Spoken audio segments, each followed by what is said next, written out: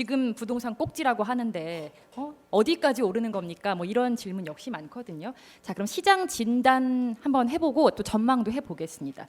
이번에는 김규정 위원님께 먼저 마이크를 드려볼게요. 일단 뭐 아크로 리버파크 다들 아시죠? 지금 뭐 강남 같은 경우는 평당 1억 시대에 열렸는데 질문도 가장 많아요. 강남 지역 계속 이렇게 상승 간다고 보면 되는 건지 어떻게 보십니까?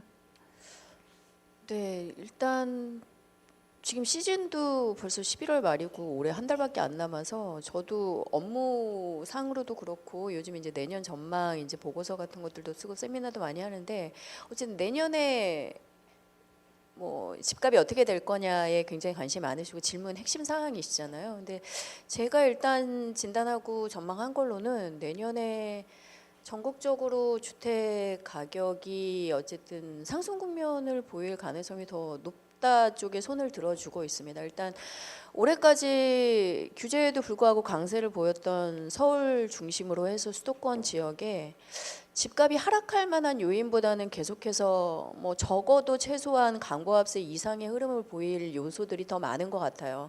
일단 돈도 많고 금리 내리고 있고 수요 심리도 계속 이제 자극을 받고 있는 상황이고 물론 규제는 더 나올 수 있겠지만 규제 영향력이나 약발이 많이 떨어진 상황이고 여기에 서울이나 경기 지역 뭐 알고 계신 것처럼 서울의 주요 이제 대형 업무지구 개발 사업들 서서히 그림을 이제 수면 위로 올라오고 있는 상황이고 광역교통망 사업들 진행되는 것들 포함하면 이런 인프라 개발 요소의 뭐 유동성의 저금리의 이런 것들 영향으로 지금 이후에 다시 수도권 가격이 떨어질 만한 요소도 별로 없다라고 봅니다. 그래서 내년에도 계속 일단 뭐 펀더멘탈 기준으로 보면 불안한 상승이라고 보는 게 맞을 텐데 그래도 이제 상승세가 지속이 될 것 같고 올해까지 굉장히 저조했던 지방시장도 아까 이제 뭐 말씀하셨는지 모르겠지만 그동안 한 5년 정도 최악의 상황을 보였던 지방 도시들이 서서히 조금 바닥을 확인할 가능성이 높아지고 있어요.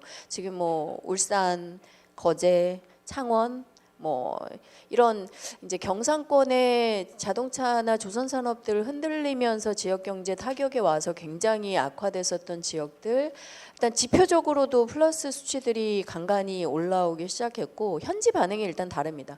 제가 올해 연초에 지방 갔을 때만 해도 지방에서 여전히 이제 안 좋아서 돈 있는 분들은 서울로 계속 올라오시거나 지방을 처분하거나 이런 것들이 주요 이제 고민거리였다면 하반기 넘어서부터 이제 지방 제가 내려갔을 때는 바닥에 근접해 가는 것 같던데 각 우리 이 주요 도시에서 핵심 주거 지역으로 꼽히는 대표 단지들 이런 것들은 좀 이제 다시 사도 되지 않을까에 대한 질문의 빈도수가 확 높아진 걸 느낄 수 있었거든요. 그래서 지방도 물론 이제 입주가 내년까지 계속 많은 곳들이 꽤 있기는 있습니다. 지방에서 여전히 그리고 이미 작년 올해 많았던 입주 때문에 계속 문제가 되는 곳들이 많긴 한데 지방도 서울 수도권과 마찬가지로 굉장히 양극화되어 있거든요.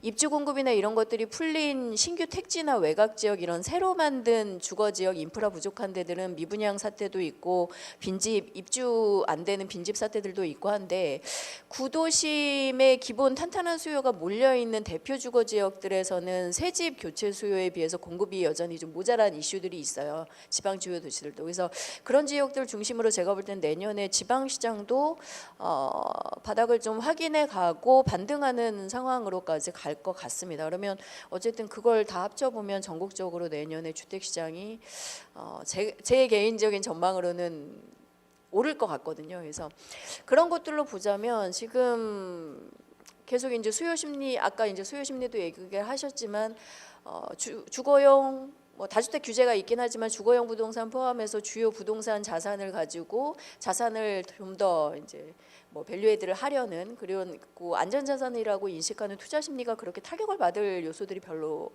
많아 보이지 않습니다.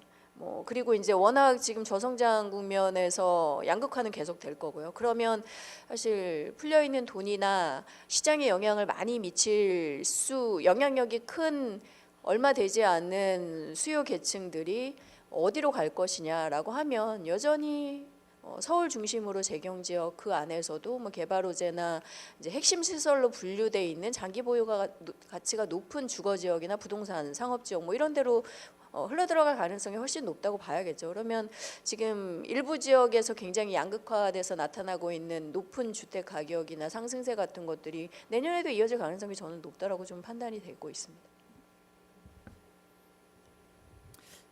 강북은 어때요? 강북도 워낙 그 격차가 심해서. 네, 강북도 격차가 심한데 사실 대표적으로 마포 같은 데 생각해 보시면 최근에 정비 사업 성공을 어느 정도 하면서 마포는 가격이 굉장히 급등을 했거든요. 그러니까 강북권 가격이 강남을 이제 뛰어넘기는 사실상 힘들겠지만 그 안에서도 뭔가 정비 사업이든 아니면 한강변 입지든 기본적인 이제 보유 가치에서 이제 확실한 재료를 갖고 있는 지역들은 몇 가지 이제 개발이나 재건축이나 이런 것들 시장만 되면 가격이 올라줄 요소들 충분히 있다라고 보여집니다. 실제로 시장에서 이제 개인 수요자분들하고 얘기 나누면서 이제 내년에 강북에서 그런 마포 다음으로 움직일 때가 어디냐 이런 얘기들 많이 하시거든요. 마포가 사실 부가형 말고는 이제 재개발 남아 있는 데들이 거의 없고 대부분 일단락이 된 상태이기 때문에 그래서 그 다음으로 꼽으시는 데들이 사실 한강변에 있는 남아 있는 정비 사업 구역들이에요.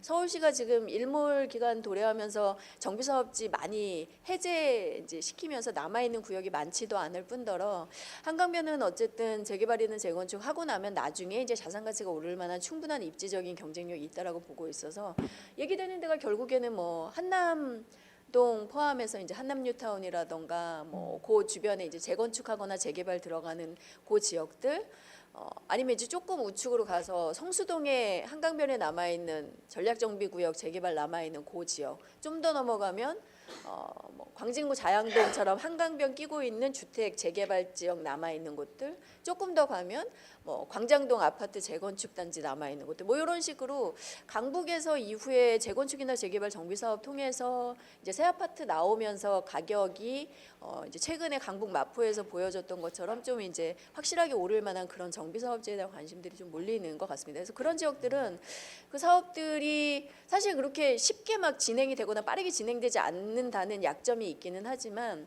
그런 부분들이 조금 이제 출발만 하게 되면 마포 다음으로 다시 좀 가격 상승세나 이런 걸 주도할 강북의 대표 지역으로 움직일 가능성은 있다라고 생각이 됩니다. 또 혹시 의견 있으세요? 다른 분들? 전망도 좋고요. 예, 일단은 뭐 통계를 보면은 올 한 해를 좀 되짚어 보면은 KB 부동산 114 통계를 보면 서울이 3.1% 올랐고 KB 부동산은 1.3%, 한국감정원은 마이너스 0.1%입니다. 상승폭은 그렇게 크지는 않았죠. 작년에 20% 올랐으니까. 그런데 체감적으로 되게 많이 올랐다고 느끼는 이유는 과거 2년 동안 등반으로 따지면 되게 급격하게 올랐어요. 그래서 이제 조금 쉬어가나 했는데 이 상승폭이 문제가 아니라 상승세가 체감적으로 훨씬 더 이제 압박을 가져오는 그런 부분이고요. 특히 이제 강남에서는 뭐 앞자리가 바뀌는 게 제일 체감적으로 크죠. 10에서 19억이 됐어요. 2년 동안. 갑자기 20억이 됐거나 20에서 29억. 아크로리오파크가 10억을 이제 2018년에 확 올렸는데 32억 이렇게 가니까 앞자리가 바뀌니까 제가 말씀드리고 싶은 것은 이제 아크로리오파크 34억이 거래가 됐습니다. 16층인데 요건 언론에서 이제 보도가 됐는데 언론에서 보도되지 않은 게 있어요. 바로 이틀 전에 거래된 29억, 28억 보도는 안 됐어요. 거기 뭐 저층이냐? 아니에요. 거기도 뭐 나름 16층, 28층입니다. 그리고 이 16층의 정체는 이제 로얄 그 한강뷰라고 제가 추정이 돼요.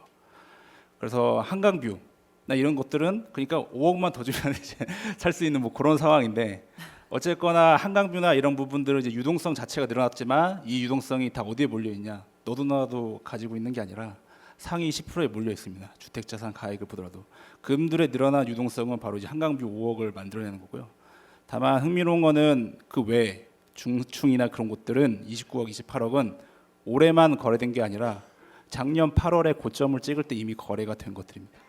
다시 말씀드리면 로얄층은 하늘을 열려서 거래가 많이 되지만 이미 그 아랫단들은 작년 고가를 사실 넘어가나 마나 뭐 이렇게 한 상황이에요. 다만 폭락의 우려는 없기 때문에 그런 거 매수할 때 로얄층을 기준으로 삼는다든지 그런 것들은 바람직하지 않아 보이고 작년 8월 이하로 거래가 지금 10월 뭐 최근 것까지 거래가 됐기 때문에 그런 부분에서 가격을 보시는 게 제가 봤을 땐 바람직하고 특히 좀 배제하셔야 될 게 15년에서 25년 아파트가 가장 많이 떨어졌어요. 왜냐하면 이도저도 아닌 15년에서 25년은 이도저도 아닌 거 되거든요. 그래서 이렇게 뭐 상승한다 뭐 얘기할 때 다 좋지만 우려스러운 거 하여튼 연식을 좀 보시라는 거고요. 또 경기도는 되게 저도 이제 건설사에서 분양을 하는 사람으로서 되게 흥미로운 일이 8월에 벌어졌습니다.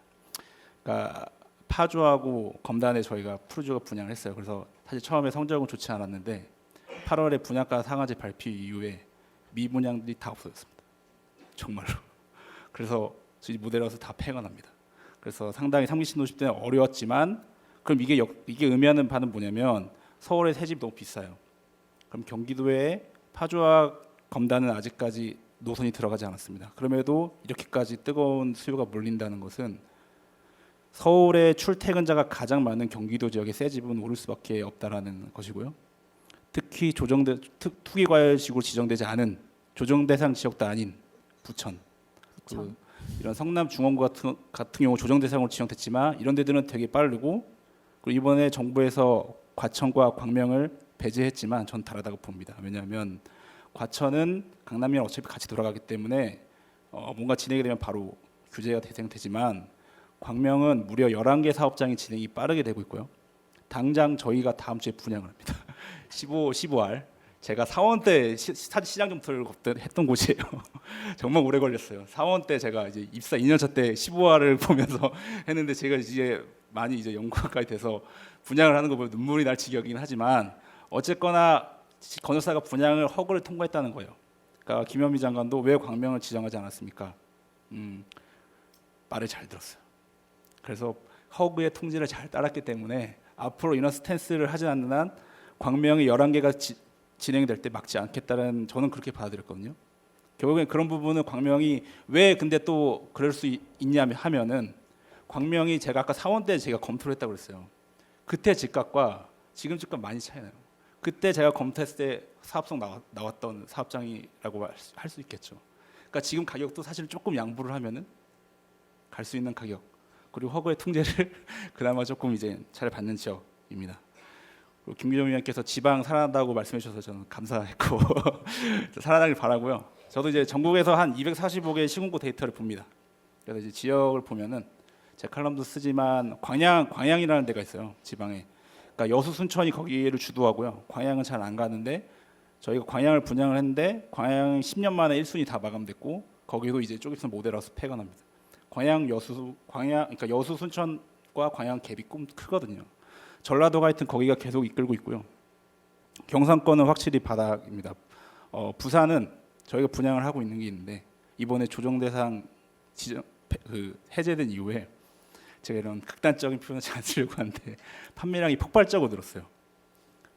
정말 판매가 뭐 예를 들면은 뭐 한두 개 되던 게 뭐 7, 80개가 된다든지 그 비율로 따지면은 그 정도로 그래서 울산이나 거제 같은 경우도 이미 거제는 작년부터 마이너스 3천 그 분양권 대비 마이너스 3천이 다 거래가 소진되고 있는 상황이고 오랜만에 거제에서 또 1순위 마감되는 평형이 나왔습니다. 물론 거제에서 되게 좋은 고현 쪽이긴 하나 결국에는 지방은 전라도보다는 경상권이 살아나거든요.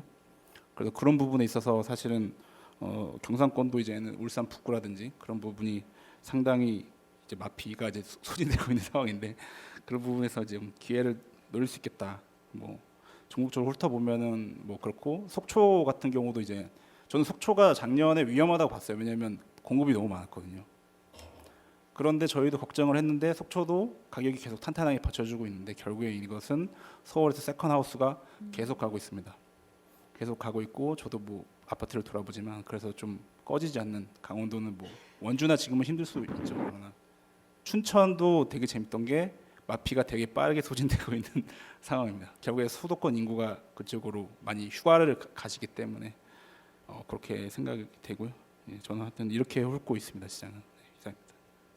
두 번째 주택인 경우에는 조금 나을 수는 있겠습니다. 갭 투자를 하고 나서 올랐을 때 팔면 되니까 산 가격보다 뭐 한 1, 2억 올라서 팔아도 충분히 답이 나올 것 같아요. 그러니 내년에는 좀 더 오를 것 같습니다라는 전망만 맞아주면 아마 투자에 꽤 성공할 수 있을 것 같습니다. 그런데 대개는 집을 구입하실 분들은 내년만 오르고 후년에 떨어지면 나 지금 사라는 거냐 말라는 거냐. 이건 사실은 집이라는 건 주식하고 다르잖아요. 주식 시장은 1년만 전망을 잘하더라도 큰 돈을 벌고 오늘 샀다가 내일 팔 수도 있는데 주택이라는 건 사고 팔고 하면 최소한 가격의 한 3, 4%는 거래 비용으로 나가고 양도세 생각하면 이거 뭐 20억짜리 집이 한 1억 올려주는 건 오히려 손해 보고 털어야 되는 거라서 그 이상 오를 거냐는 그러니까 지금 이 상황에서도 더 오를 여력이 많은가 아니면 아닌가. 설마 떨어지게 하겠느냐는 생각까지는 동의할 수 있는데 이렇게 많이 단기에 빨리 올랐는데도 지금이라도 타는 게 맞는가? 아니면 길게 보면 지금이라도 타는 건 나중에 돌이켜 보면 고점이었을 가능성이 높다고 봐야 되는가? 사실 그게 현실적인 질문인 것 같고 그게 고민이실 거예요. 제일 어려운 질문이니까 홍 박사님이 예, 그 질문에 대해서 약간 변화구로 답을 하겠습니다. 그러니까 최근 한 3, 4년 오른 속도, 그러니까 작년 7, 8월처럼 오르면 이거는 문제는 다른 문제인데 연간 상승률 기준으로 해서 이렇게 많이 올랐다 그러지만 2016년부터 시작해서 대략 서울 지역 가격 보면 34%인가 그렇게 올랐어요. 많이 올랐죠. 근데 평균은 34%인 거예요. 왜 그런지 벌써 느낌이 오시죠, 그죠? 빌라도 있거든요. 단독주택도 있죠. 아까 또 우리 조영광 의원 진짜 이야기 너무너무 아픈 데를 찔렀는데 15년 차에서 25년 차 아파트도 있거든요. 그죠? 게다가 하나 더 해볼까요? 더 뼈를 때려볼까요? 2008년에서 2010년 사이에 분양된 대형 평형 아파트들도 있죠. 잠수함이라고 불리는 그런 주택들이 되게 많아요, 시장에는. 그죠? 이렇게 뼈를 때려 죄송합니다. 제가 잘 알거든요. 부동산이라는 게 옛날에는 우 하면 다 같이 갔어요. 그죠? 근데 최근 6년간의 상승 흐름은 딱 정해져 있어요, 진짜. 두 개밖에 안 봐요, 그죠? 정말 여러분 그렇지 않으세요? 첫 번째는 우리 조영광 의원이 아까 정말 잘 이야기했지만 신축. 지은 지 한 10년 안쪽 아니면 일단 안 쳐다보는 것 같아요, 분위기가. 그죠? 맥스 한 2005년 이후 아파트. 그러니까 그 평면 바뀌었던 아파트들 있잖아요. 에이, 안목 치수니 뭐 이러면서 베란다 확장 기본 들어갔던 24평인데도 방 3개가 또 그중에 3베이 나오는 아파트들 있잖아요. 이런 거는 억지로 우기면 신축이라고 요새는 할 수도 있는 거고요. 그러니까 범신축. 이게 집값을 가장 주도했고요. 두 번째, 3년 전, 4년 전까지만 해도 분당 분위기 여러분 기억나세요? 정말 장난 아니었죠.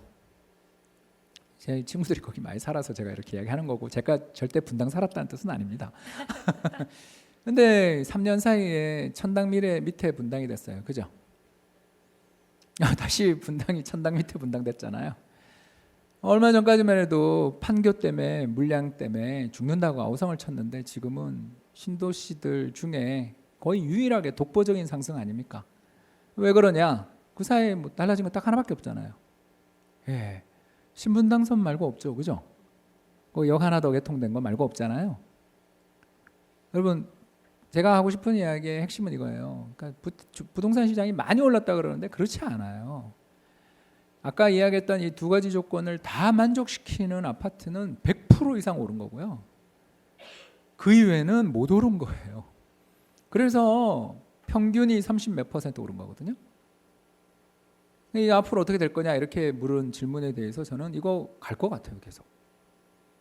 이해되시죠? 그러니까 이진우 기자에 대한 질문에 대한 첫 번째 답은 이 교통망, 직주근접이라는 테마와 신축이라는 테마 자체가 1, 2년 내, 3, 4년 내, 적어도 3, 4년 내에 바뀔 거냐? 그러니까 장기라는 걸 10년 이야기 하시는 건 아닐 거 아니에요, 그죠? 우리가 2년 거주니까 최소가 요새 아무리 바뀌어도 네. 효정 의원님 그렇죠? 암만 심하게 바뀌어도 2년 거주하면 세금을 막 세게 때릴 것 같진 않죠? 빨리 예라고 해주세요. 그렇게 하면 이게 저는 한 2, 3년이 이제 전망의 맥스라고 보는데 이거 안 바뀔 것 같다. 이 흐름, 이 선호는 안 바뀔 것 같다. 이렇게 하고요. 두 번째, 자 그러면 그 선호는 계속되는데 꺾일 수도 있지 않냐? 이거는 이제 또 다른 문제잖아요. 그죠? 그러니까 덜 빠진다 이런 걸로 이야기는 우리가 억지로 할 수는 있지만 아무튼 시장 자체가 부러질 수 있잖아요. 근데 그 부러지려면 역사적인 부동산 시장이 다 부러지기 전에 조건이 하나 있어요. 뭐냐면 금리 급등이에요. 그렇죠? 2008년 글로벌 금융위기 이후에 고금리, 그렇지 않습니까? 대출 받기도 힘들었고 금리도 되게 높았어요. 물론 아까 보금자리 주택도 있었고요. 또 1997년 외환위기를 전후해서 봐도 엄청 그때 금리가 높았어요. 그러니까 이런 것들이 나오면 부동산 시장이 조정이 급격한 조정을 보이는 그런 조건이 나오려면 금리거든요. 근데 제가 아무리 봐도 1, 2년 사이에 우리나라 금리가 한 3% 갈 거냐, 예를 들어서 정부 정책 금리가 지금 1.25인데 아니 2%라도 갈까? 안 갈 것 같거든요. 현재 채권 하시는 분들을 불러야 되는데 우리는 전부 다 부동산 하는 사람만 오늘 와가지고 죄송한데 아무튼 제가 이코노미스트로서 주변에 이렇게 콜을 많이 드리는 게 채권 금리가 1% 후반 가면 좀 사둬도 되지 않냐 이런 이야기를 많이 해요. 이게 무슨 말이냐면 앞으로 한 1, 2년 사이에 정부 정책 금리가 인상되기 되게 어려운 거 아니냐. 왜? 물가가 못 오르거든요. 말이 되냐 이렇게 이야기하시겠지만 사실이에요. 지난 9월달 우리나라 소비자 물가 상승률이 역사상 처음으로 마이너스 기록한 거 아시죠? 10월은 0.0입니다. 환율이 1,200원 갔었는데 물가 빠졌어요. 그죠? 수입 물가가 급등했는데 물가가 빠졌단 말이에요. 뭘 의미합니까? 한국 경제가 뭔가 지금 좀 문제가 생긴 거예요. 어떤 문제냐? 적어도 기업들이 경기 좀 좋아져도 가격 마음대로 못 올리는 여건. 결국 인터넷 경제 뭐 이런 거 아니면 해외 직구 이런 거 아니겠어요, 그죠? 이런 구조적인 문제들이 지금 있기 때문에 금리가 급등하기는 어렵지 않냐. 그러니까 오를 수는 있어도 완만하지 급등할 것 같지는 않다. 결국 마지막 남은 건 하나밖에 없는 거죠, 그죠? 예, 뭐 신축에 대한 선호도 강하고 직주 근접도 좋아하는데 금리도 낮아. 그런데도 불구하고 집값이 폭락한다. 이거는 대외 위기밖에 없죠. 그러니까 2008년급 위기가 하나 뻥 오는 그런 거 아니겠어요, 그죠? 이런 거 오면 조정이다. 근데 그래도 2008년에 우리 경험했듯이 그때도 조정은 받았지만 바로 회복되는 거 보셨잖아요, 그죠? 그래서 주식보다는 부동산에 이런 방어력이 있기 때문에 제 생각에 일단 시장의 조정은 올 수는 있다. 근데 1, 2년 내 부러진다라고 말하기에는 대외 여건이 부동산에게 너무 우호적이다. 경제 여건이 우호적이다. 이렇게 말씀을 드리겠습니다.